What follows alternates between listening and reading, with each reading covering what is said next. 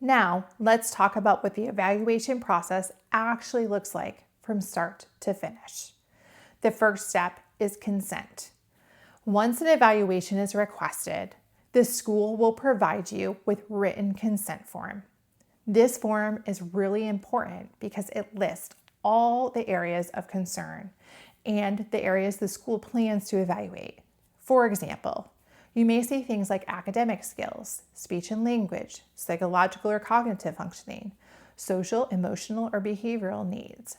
And you should know this: the school cannot evaluate your child without your consent, and consent must be provided for each specific area being evaluated. This is your opportunity to review what's included and ask questions before anything moves forward. Step 2 is the evaluation period. Once you sign consent, the evaluation timeline begins. During this period, your child will participate in a variety of assessments. This may include standardized testing, observations in the classroom, work samples, teacher input, and parent input. Testing is typically done one-on-one in a quiet setting by trained professionals. And here's something parents often worry about. The testing is not meant to trick your child. It's not about pressure.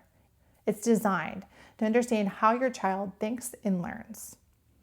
Step 3 is data collection from multiple sources. A proper evaluation is never based on one test. The team must consider multiple sources of data, including those test results, classroom performance, behavioral information, developmental history, your concerns as a parent, and you are a required part of this process. Step 4 is the eligibility meeting. Once all evaluations are completed, the school will schedule an eligibility meeting. At this meeting, results are reviewed, reports are explained, and questions should be answered. The team will determine whether your child qualifies for one of the 13 areas of special education eligibility, and if they will get special education services. If your child is found eligible, the next step is developing an individualized education plan, or an IEP. One final reminder: you can request copies of the evaluation report before the meeting. I always request them 48 hours in advance. Second, you do not need to agree with the school's conclusions.